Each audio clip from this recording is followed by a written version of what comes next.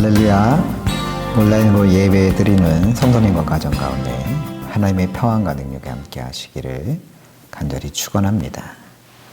지난주 약속의 땅에 도착한 아브라함에게 기다리고 있었던 것은 극심한 기근이었다라는 이야기를 했습니다. 복이 될지라 이야기하셨지만 이미 복이 된 것이 아니라 복이 되기 위한 혹독한 시련을 겪어야 했습니다. 그런 과정 가운데 아브라함은 큰 실수를 저질렀습니다. 애굽에 도착한 아브라함은 자신의 아내 사라를 아내라 하지 못하고 뭐라고 했었느냐? 누이라고 이야기했었습니다. 그런데 놀랍게도 아브라함의 부정직함으로 인하여서 징계받은 것은 사라를 궁으로 불러들인 애굽의 바로 왕이었습니다. 이런 상황에서 어떻게 아브라함이 더 이상 애굽에 머무를 수가 있었겠습니까? 아브라함은 다시 떠나야 했습니다. 그 말씀이 바로 오늘 본문 1절 창세기 13장 1절 말씀입니다. 함께 읽어봅니다. 아브라함이 애굽에서 그와 그의 아내와 모든 소유와 롯과 함께 네겝으로 올라가니. 아브라함이 애굽에서 나와 네겝으로 올라갔다고 했습니다. 그런데 감사하게도 그러는 동안 아브라함의 재산이 많이 증식되었습니다. 2절에 나오는데 함께 읽겠습니다. 아브라함에게 가축과 은과 금이 풍부하였더라. 아브라함은 이리저리 이동하느라 바빴는데 도대체 어떻게 가축과 은과 금이 풍부해질 수 있었을까요? 앞장 12장에 그 힌트가 있는데 12장 16절입니다. 이에 바로가 그로 말미암아 아브라함을 후대함으로 아브라함이 양과 소와 노비와 암수 나귀와 낙타를 얻었더라. 아브라함이 양과 소와 노비와 암수 나귀와 낙타를 얻었다라고 했습니다. 그런데 누구로부터 얻었다고요? 바로 애굽의 바로 왕으로부터 얻었다는 겁니다.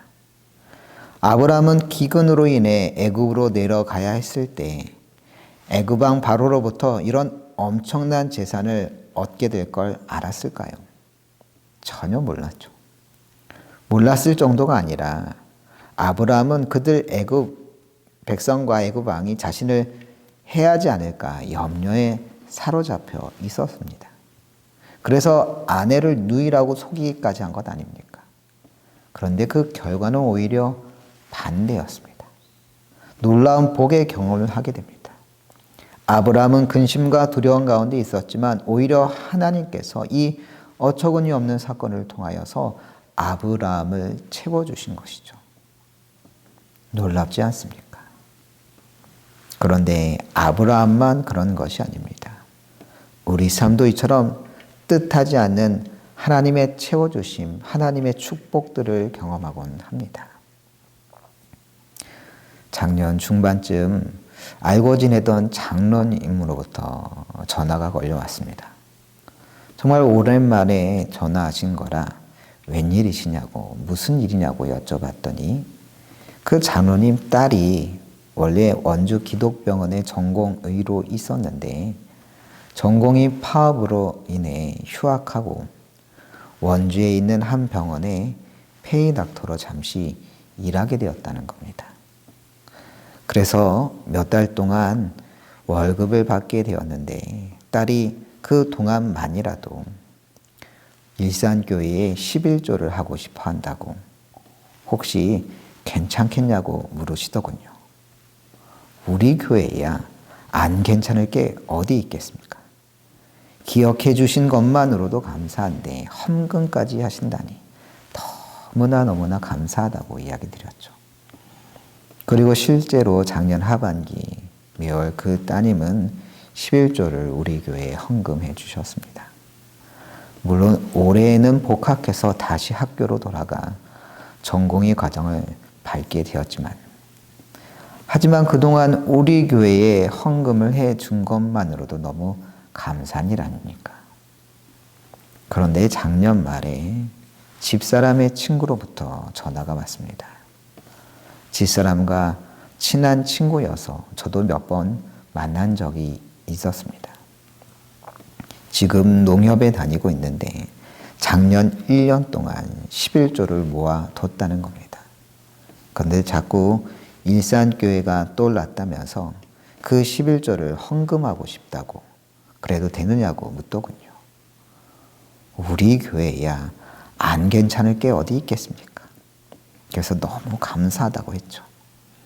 그런데 그게 끝이 아니었습니다. 2025년에는 이렇게 한꺼번에 모아서 헌금하지 않고 매달 11조를 정기적으로 헌금하겠다라고 하더군요. 물론 언제까지 일산교회에 헌금하게 될지는 모르겠지만 어쨌든 기회가 닿는 한 매월 그렇게 하고 싶다는 거였습니다. 그리고 올해 매월 11조를 헌금하고 있습니다. 또 지난주에는 친형이 제 계좌로 송금을 했습니다. 그래서 이게 무슨 돈이냐고 물었더니 돈이 조금 생겨서 일산교회에 헌금하고 싶다고 교회 대신 내달라는 그런 문자 연락이 왔습니다. 최근 이런 일들을 겪으며 처음 들었던 생각은 왜 이런 일들이 벌어질까 그런 생각이었습니다. 사실 단 한 번도 어느 누구에게도 헌금해달라고 요청을 해본 적이 없습니다. 물론 일산교회를 위하여 기도해달라는 기도 요청이야 수많은 사람들에게 했지만 그렇다고 재정적으로 도와달라는 이야기를 꺼내본 적도 없습니다. 그런데 생각지도 못한 일들이 자꾸자꾸 벌어지는 것을 보며 이건 하나님께서 우리 교회를 예상치 못한 방법으로 채워주시는 거구나 라고 생각할 수밖에 없었습니다. 다른 그 무엇으로 설명이 안 되는 겁니다. 인간적인 그 무엇으로 되는 게 아니라 오직 하나님의 섭리하신 덕분에 우리 교회가 이런 복을 누리는구나 확신할 수 있었습니다. 그렇습니다. 아브라함에게 복이 될지라 약속하신 주님께서는 바로왕을 통하여서 그를 채우신 것처럼 오늘 우리 삶도 돌보시고 채우시는 줄로 믿습니다. 그래서 예수님께서는 마태복음 6장 25절에서 우리에게 말씀하십니다. 공중의 새를 보라, 심지도 않고 거두지도 않고 창고에 모아들이지도 아니하되 너희 하늘 아버지께서 기르시나니 너희는 이것들보다 귀하지 아니하냐. 돌보지 않을 것 같은 공중의 새조차도 누가 돌보신다는 겁니까? 하늘 아버지께서 돌보신다는 것이죠. 그런데 공중의 새보다 비교할 수 없이 귀한 우리를 누가 돌보시느냐? 바로 하나님께서 돌보신다고 말씀하고 계십니다. 그럼 이처럼 예기치 못한 주님의 은혜와 복을 경험한 자가 해야 할 일은 뭘까요? 아브라함은 예기치 못한 복을 경험하고 무엇을 했느냐? 하나님의 복을 경험한 후 아브라함은 두 가지 일을 하게 되는데 그 첫 번째 일은 바로 감사로 예배 드리는 일이었습니다. 본문 3절 말씀 읽도록 합니다. 그가 네게부에서부터 길을 떠나 베델에 이르며 베델과 아이 사이 곧 전에 장막 쳤던 곳에 이르니 다시 네게부를 떠나 어디에 이르렀다고 했습니까? 베델에 이르렀다 했습니다. 베델이 무슨 뜻이냐? 집을 뜻하는 히브리어 베트와 하나님을 뜻하는 엘이 합쳐진 단어로 바로 하나님의 집을 뜻합니다. 아브라함은 하나님의 집 베델에 도착한 후 거기서 무엇을 했느냐? 4절 세번역 성경으로 읽어드리면 이렇습니다. 그곳은 그가 처음으로 제단을 쌓은 곳이다. 거기에서 아브라함은 주님의 이름을 부르며 예배를 드렸다. 하나님의 집 베델에서 주님의 이름을 부르며 무엇을 했다고요? 예배를 드렸습니다. 그렇습니다. 하나님의 예기치 못한 은혜와 복을 경험한 아브라함은 이제 어디를 가나 주님께 감사로 예배드리기를 기뻐하는 자가 되었던 것입니다. 지금은 주일에 모여 예배드리는 게 아무 일도 아니지만 몇 년 전만 하더라도 주일에 예배 드리는 일이 쉬운 일이 아니었습니다. 때로 예배 드릴 수 없어서 발을 동동 굴러야 했었습니다. 왜 그랬습니까? 코로나 때문이었죠. 일산교회에 부임했던 2020년 4월은 코로나가 대유행하기 시작한 때였습니다. 이미 사회적 거리두기가 강력하게 시행되고 있었습니다. 코로나 주요 감염지로 지목된 곳 중에 하나가 어디였습니까? 교회였습니다. 그래서 매주 금요일이나 토요일쯤에는 원주시청 문화예술과에서 다음과 같은 문자 메시지를 보내곤 했습니다. 문화예술과 직원이 귀교회에 대면, 비대면 예배 현황을 확인하기 위하여 전화드릴 예정입니다. 많은 협조 부탁드립니다. 처음에는 이런 몇 명이 예배 드리는지 확인하는 그런 정도의 문자 메시지가 왔었지만 얼마 지나지 않아 다음과 같은 내용으로 변경되었습니다. 정규 예배는 비대면을 원칙으로 하며 종교시설 주간의 모임 식사는 금지합니다. 비대면 예배 영상 제작을 위해 모인 경우라도 20명 이내로 제한합니다. 그렇게 점점 함께 모여 예배 드리는 게 힘들어져 갔습니다. 그러다가 코로나가 가장 피크였을 때는 모든 오프라인 예배가 금지되었습니다. 온라인 예배만 가능하다는 거였습니다. 그때는 아직 영상 중계 시설이 갖추어지기 전이라 핸드폰 한 대로 영상을 중계하면서 예배드렸습니다. 핸드폰을 켜놓고 세워놓고 밴드 라이브로 실시간 예배를 드려야 했습니다. 교인들에게도 다들 핸드폰에 밴드에 접속해서 온라인으로 예배 드리세요 이렇게 광고 드리곤 했습니다. 그런데 그렇게 온라인으로 예배 드려야 한다고 광고하고 혼자 예배 드리려고 하면 꼭 오지 말라고 하는데 몇몇 권사들이 꼭 와서 예배당에 들어오시곤 했습니다. 그러면 이야기했죠. 권사님 오늘은 온라인으로만 예배 가능하대요.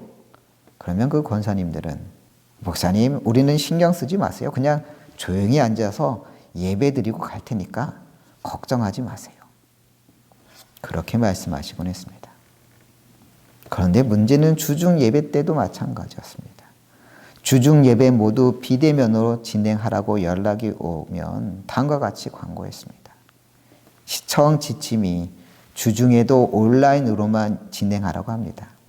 이번 한 주 새벽 예배는 저 혼자 교회에서 예배 드릴 겁니다. 차량 운행도 하지 않아요. 그러니 여러분들 각자 집에서 기도하시면 좋겠습니다. 그렇게 광고하고 신신당부하고 월요일 새벽에 교회에 나오면 어떻느냐. 꼭 이번에도 말 안 듣고 새벽 예배 드리러 교회에 나온 권사님들이 계셨습니다. 어찌나 그렇게 말을 안 듣는지. 그런데 속마음으로는 그분들이 고마웠습니다. 어떻게든 예배 자리를 지키려고 하는 그분들의 마음 하나님께서 귀히 보시겠구나. 저분들 덕분에 우리 일산교회는 이 코로나쯤은 거뜬히 이겨내겠구나. 그런 생각이 들었습니다. 그렇게 예배를 사모하는 분들 덕분에 코로나의 어려운 시절을 나름 잘 감당할 수가 있었습니다. 어떤 분은 그게 무슨 대수인가? 예배를 지키는 게 무슨 큰일인가? 그렇게 생각할 수도 있습니다. 일이 있으면 빠질 수도 있지. 그렇게 여기는 분들도 계실 겁니다. 하지만 신앙이란 예배와 함께 자라기 마련입니다. 예배를 귀히 여기는 신앙이 성경이 말하는 복받는 신앙입니다. 하지만 예배부터 흔들린다면 그 신앙은 결코 성장하는 신앙, 복된 신앙이라 할 수 없는 겁니다. 그렇기 때문에 성경에 보면 신앙의 위인들은 무엇보다 예배를 생명같이 지켰고 기독교 역사 속에서도 예배를 위하여 자신의 목숨을 내던진 수많은 이들이 있었던 것입니다. 그러한 인물 중에 김영학 목사님이라는 분이 계셨습니다. 김영학 목사님은 1877년 황해도에서 양반 가문으로 태어나 천자문과 사서삼경 등을 두루 읽었지만 나라가 혼란하던 시절 마음을 잡지 못해 방탕한 세월을 보내고 있었습니다. 그러다가 나이 30세 때 장터를 지나가다 우연히 감리교 전도대원으로부터 전도를 받고 신앙인이 되었습니다. 이후 감리교 혁상신학교에 입학한 후에 목사 안수를 받아 1919년 양양감리교회에 담임 목사로 부임하게 됩니다. 그런데 1919년 우리나라에 무슨 일이 있었나요? 3.1운동이 있지 않았습니까? 나라의 위기와 함께 목사님은 독립만세 시위에 적극 참여하였고 그로 인하여 일본 경찰에 체포되어 서대문 형무소에 수감됩니다. 출감 후에는 오히려 더욱더 본격적으로 항일운동에 참여하여 대한독립애국당 양양군 단장에 취임하여 대한민국 상해 임시정부의 선전 및 재정자금 후원을 담당하다가 다시 또 잡혀 옥고를 치르게 됩니다. 1922년 추록한 후에 러시아 블라디보스토크에 선교사로 가겠다고 전하게 됩니다. 당시 그곳이 좋은 목회지라는 소문이 있어서 간 것이 아니었습니다. 그 무렵 러시아 혁명이 있었고 그로 인하여 본격적인 종교 탄압이 있었던 겁니다. 그런 상황에서도 성도들이 체포의 위험 속에서도 목숨을 내어놓고 예배드리며 신앙생활한다는 소리를 듣고서 김영학 목사님은 일부러 자원하여 죽음을 각오하고 그 자리로 간 것입니다. 하지만 시간이 흐를수록 박해는 더욱더 가혹해졌고 한국교회에서는 김영학 목사님에게 귀국을 강권했지만 목사님은 이야기했습니다. 여기에 단 한 사람의 성도라도 남아 예배한다면 그 어떤 위험과 고난을 감수하더라도 떠날 수 없습니다. 그렇게 목사님은 예배의 자리를 지키다가 결국 1931년에 체포되어 10년 징역형을 선고받게 됩니다. 이때 목사님은 이런 편지를 아내에게 보냈습니다. 나의 몸은 주께 바친 희생의 몸인즉 주의 인도를 기다릴 것뿐이라. 내가 10년의 징역을 받은 것은 내 사랑하는 원정과 아손들이 받은 줄로 생각합니다. 결국 영하 50도에 이르는 캄차카반도 마가단 노동 강제 수용소에 끌려가 중노동을 하다가 1933년 1월 그곳에서 목사님은 순교하게 됩니다. 어떻게 생각하면 참 부질없이 목숨을 잃은 것처럼 생각될 수 있습니다. 예배가 뭐라고 목숨까지 버리나 싶을 수도 있습니다. 하지만 이렇게 예배를 목숨같이 여기며 지키는 이들이 있었기에 오늘 우리가 이처럼 예배드리며 그 열매를 얻고 있는 겁니다. 아브라함은 자신이 받은 복을 당연한 것, 마땅한 것으로 여기지 않았습니다. 그 복이 하나님으로부터 온 것임을 깨닫고 무엇보다 감사로 예배드리기를 힘썼습니다.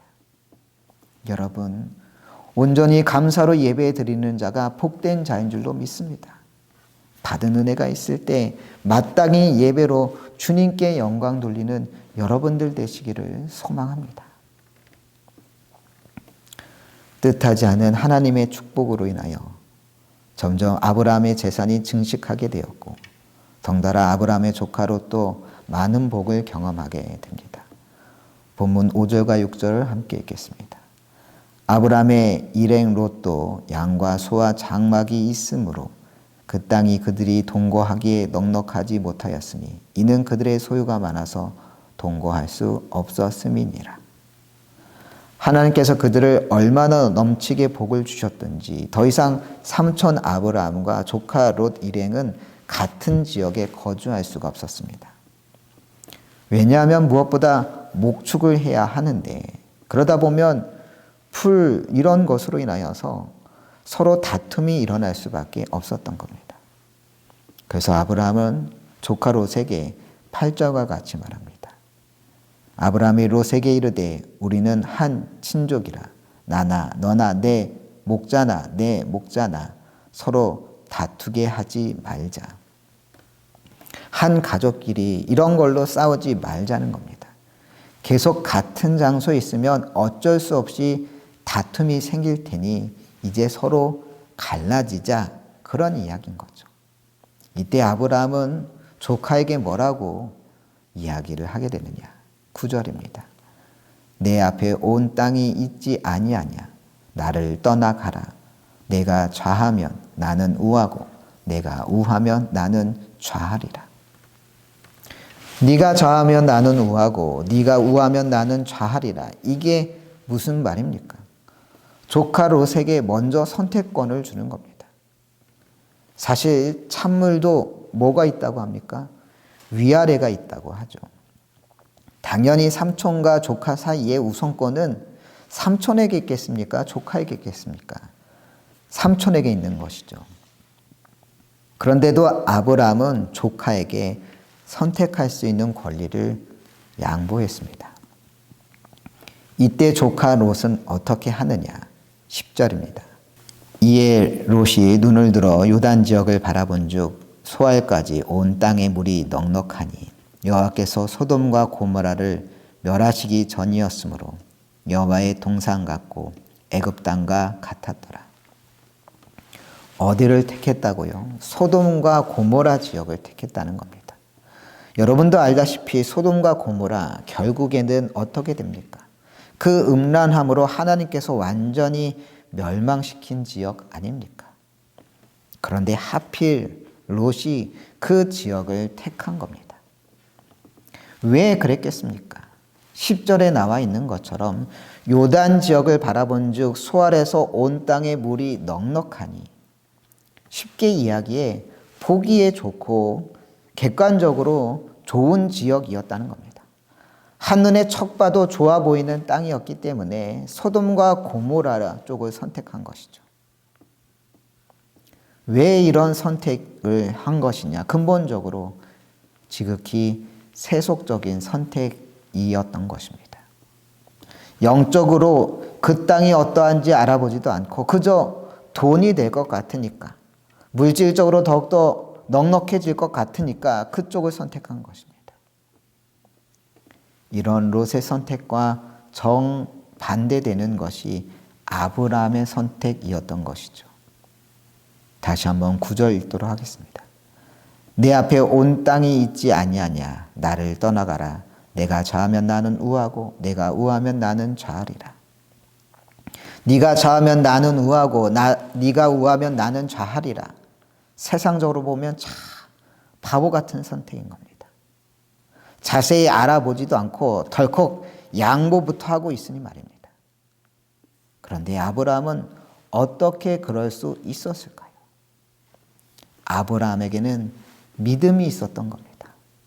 하나님의 뜻에 합한 선택을 했을 때 하나님께서 채워주시고 함께 해주신다고 하는 믿음이 있었던 것이죠.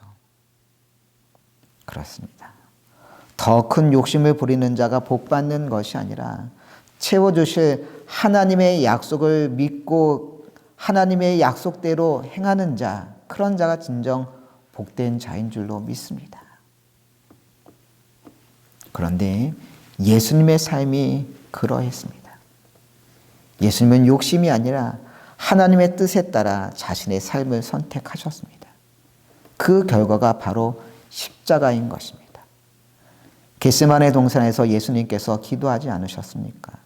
마태복음 26장 39절입니다. 내 아버지여, 만일 할 만하시거든 이 잔을 내게서 지나가게 하옵소서. 그러나 나의 원대로 마시옵고 아버지의 원대로 하옵소서. 예수님에게도 마음에 개인적인 소망이 있었습니다. 그 소망이 바로 이 잔을 내게서 지나가게 하옵소서라고 하는 그 표현 속에 담겨져 있습니다. 고통을 좋아할 리가 누가 있겠습니까? 예수님조차도 그 고난의 잔이 너무나 끔찍했던 겁니다. 그 끔찍한 잔을 받자니 망설여졌던 것이죠. 그래서 그 잔을 받지 않고 지나칠 수만 있다면 그렇게 하고 싶다고 말씀하셨던 겁니다. 하지만 결국 예수님은 그 잔을 받아들이셨습니다. 그러나 나의 원대로 마시옵고 아버지의 원대로 하옵소서. 나의 개인적인 소망을 따르지 않고 하나님의 뜻에 순종하겠나이다 라고 고백하셨던 겁니다. 그래서 십자가를 지셨고 십자가에서 모진 고난과 아픔을 당하시고 물과 피를 다 쏟으신 후에 하나님의 부름을 받게 되셨습니다. 그렇습니다. 십자가는 예수님조차 육신으로 피하고 싶은 참혹한 고난이었지만 결국 주님은 죄의 멍에를 벗어날 수 없는 우리를 위하여 고난의 잔을 받으셨는 줄로 믿습니다. 예수님께서는 십자가의 고통이 얼마나 큰지 잘 알고 계셨지만 십자가를 지는 것이 우리를 구원하기 위한 하나님의 뜻임을 알았기 때문에 결국 우리를 위하여 십자가를 지셨던 겁니다. 아브라함이 복의 근원이라 불릴 수 있었던 것은 그가 바로 예수님처럼 욕심 따라 살지 않고 하나님 뜻대로 사는 자였기 때문입니다. 어떤 선택이든 하나님께서 원하시는 선택이라면 주님께서 축복하실 것을 믿었기 때문입니다. 어디를 가든 하나님이 함께 하시면 그것이 바로 축복의 땅이 될 것을 믿었기 때문에 조카로세게 네가 좌하면 나는 우할 것이고 네가 우하면 내가 좌할 것이다 라고 하는 담대한 믿음의 선택을 할 수 있었던 것이죠. 이번 한 주 고난 주간입니다. 감당하기 힘든 고난의 잔, 결국 우리를 구원하시기 위하여 받으신 주님을 바라보며 십자가 앞에 더 가까이 나아갈 수 있는 여러분들 되시길 간절히 축원합니다.